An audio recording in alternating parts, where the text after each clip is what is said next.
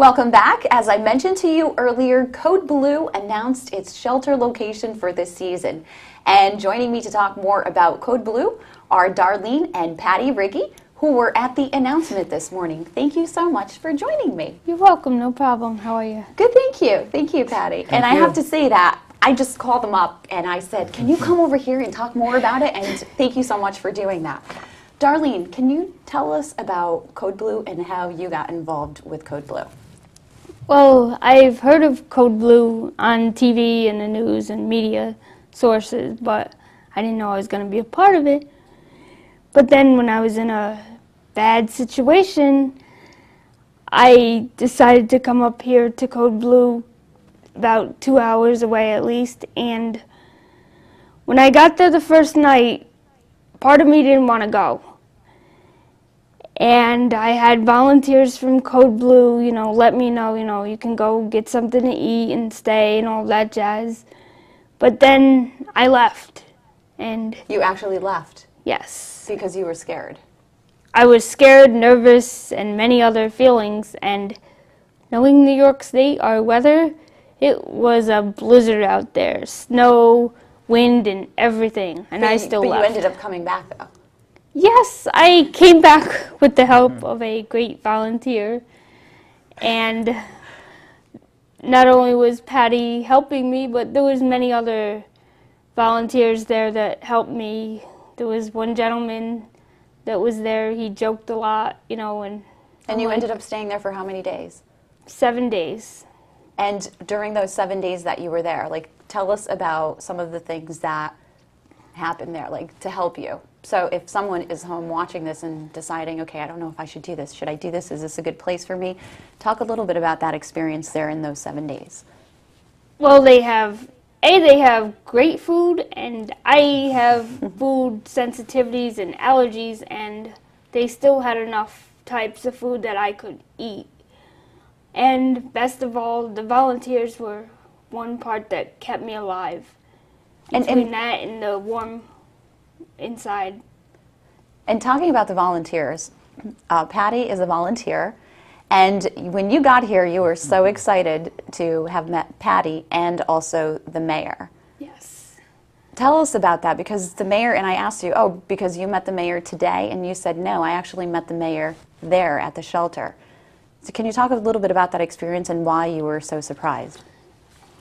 Well, first of all, the mayor, I didn't know really that, I wasn't expecting Joanne to be there. I wasn't expecting the mayor to be there because I thought she would be a so-called politician and act like a politician and not be out in the community helping, especially after so-called business hours, because it was after the 9 to 5 hours. So I'm like, that's not the mayor.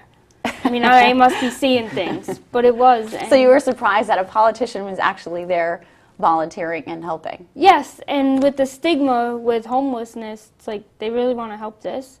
I mean, don't they want to help other people and stuff? But and that's where, Patty, I want to ask you, because you're a volunteer and in the same concept as the politician, you guys actually get your hands, sort of say, you're working there. We love it.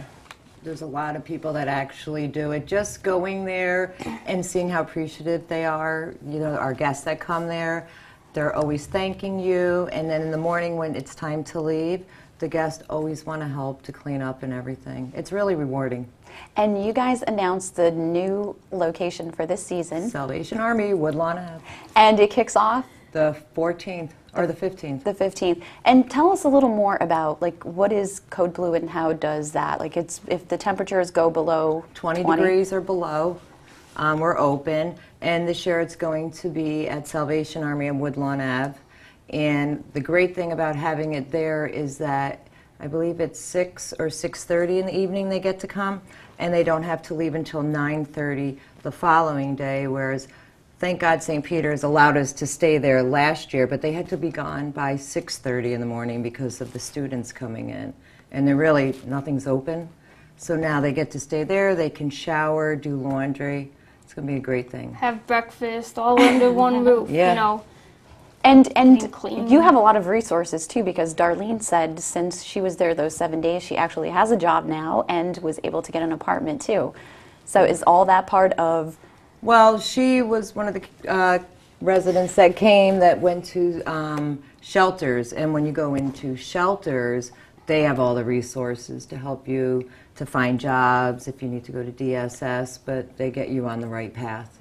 and We're Code Blue, we just try to get them Okay. to go to like shelters Sure. if there's an opening. But then I should also say that some of the people at Code Blue, most of the people that were there, they help you laugh. And even though I went to the shelters, they helped me remind me, there's actually some really good positive things. So if you don't feel, that everything's going your way as far as happiness, they help me remember that there's really positive things out there. there's light at the end of the tunnel. Yes, And that people do light's care. there, Yeah. It really is, it's there. So what's your advice for people that are watching and debating whether or not they should reach out to Code Blue this year? My advice is keep your head up, think very positive, and take chances. Be willing to take chances. I wasn't willing to take that chance at first, and I had to think to myself about many things. Pros and cons of everything, do I want to get sick or something and not be there? But just take chances and go. Thank you. And Patty, would you like to tell us again the location for? It's on Woodlawn Ave, and which is by the new Price Chopper in town, and it's going to be open in less than 2 weeks on the 15th. All right. Well, So they're going to have another release about that. Okay. Thank you so much for joining me today. Thank Thank you. you. Thank you. Thank you. And if you would like to see this interview again, just go to looktvonline.com.